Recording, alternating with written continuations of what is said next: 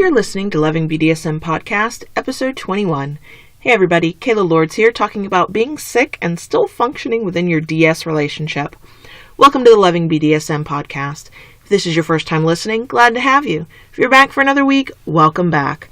Loving BDSM is produced every Friday for your kinky pleasure and education, and show notes are found at kaylalords.com. Come back often and feel free to add the podcast to your favorite RSS feed or iTunes. If you love what you hear, we'd love a good review on iTunes to help other kinksters find us. You can follow me on Twitter at Kayla Lords or stalk John Brownstone at southernsirsplace.com. All links are in the show notes. Today's show is sponsored by Kinky App, a free adult chat and BDSM dating app. Kinky, spelled K-N-K-I, is a new social networking and adult dating app created by BDSM lifestylers who are dedicated to the advancement of the BDSM and leather community. Kinky is a BDSM dating app that lets you filter members to your exact specifications so you can easily find that perfect play partner while at the same time making new lifestyle friends and keeping up with your entire kinky social network. Go to Kinky App, that's KNKIAPP.com to find out more, or click the link in the show notes. Y'all, I had today's show all planned out, in my mind at least. I knew exactly what I wanted to talk about. It was going to involve a rant, and it was going to be awesome. Until I got sick. It was just a cold, nothing major, but enough to kick my butt and drain my energy down to almost nothing. Ugh. So today, a few words of wisdom from a submissive who's learned to let herself just be sick. And learned how to take care of a grumpy daddy dom who hates being sick more than I do. It's cold and flu season, y'all, and that means your routine, kinky or otherwise, is going to be affected. Okay, for submissives out there, listen up. First of all, when you get sick, and you will, a few things to remember. 1, you don't have to be a superhero and keep doing all the things for all the people. Let your dominant know you're not 100% and ask for help. There's no shame in needing help, and really, if you take care of yourself, you'll get better that much quicker so you can get back to doing all the things for all the people. 2, take your medicine. Right now, I'm doped up on Dayquil, and at night, I take NyQuil. It's the only way I go to sleep. For once, I'm actually remembering to take my medicine regularly, but I have incentive. We have friends coming to town this weekend, and I need to get better and fast. Normally, though, I never take medicine until Daddy is practically forcing it down my throat. Don't do that. Be better than me. Take your meds.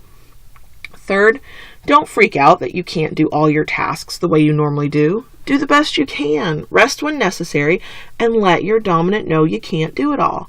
If your dominant is paying any attention at all, they already know, and they should be able to see that you're sick, and will probably tell you to sit down and rest anyway. Do that. When they say rest, rest. It's that simple.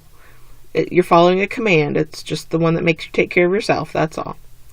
So now on the flip side of things, when your dominant gets sick, there are other considerations. First, it's okay, from my perspective, to get a little bit bossy. They need to take their medicine too. They also need rest and relaxation and whatever you can do to help keep them comfortable. But DS is a different animal from a vanilla relationship. Mind your manners, stay respectful, and keep it playful. They're probably going to growl at you a little and maybe deny that they're sick. I like to remind Daddy that if he's sick, we can't get kinky and play around in bed. That usually gives him the incentive he needs to take a nap or take his meds or go to the doctor or whatever he needs to do. And second, don't try to keep the exact routine you have when your dominant is well. If there are certain things you do for them every day, ask before you do them. They might not be up for whatever it may be, the ritual spanking, the kneeling on the floor, whatever it is.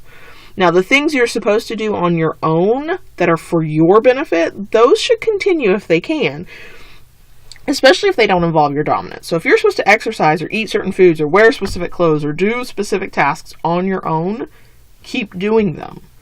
Unless your dominant tells you otherwise. But if some of your tasks directly affect your dominant, check with them before you try to keep the normal routine. Okay, subby friends, have you got it? Don't be a superhero. Cut yourself some slack. And just do the best you can to take care of your dominant, especially if you have the type that really doesn't want to let you take care of them, because getting sick means they have to admit that they are capable of being sick and weak and needing help, and we all know how some of those dominants can be out there. Okay, dominance, it's your turn. What should you do when your submissive is too sick to function at 100%? It should be fairly simple, and you should already be doing this. Take care of them. Urge them to take their medicine. Order them to rest if you have to. Most of you will notice that us subtypes aren't good at sitting still and not doing the things you want us to do or the things we feel we need to do. You might have to strap us to the bed, and no, I don't mean that in a kinky way. Use your dom voice. Exert your control.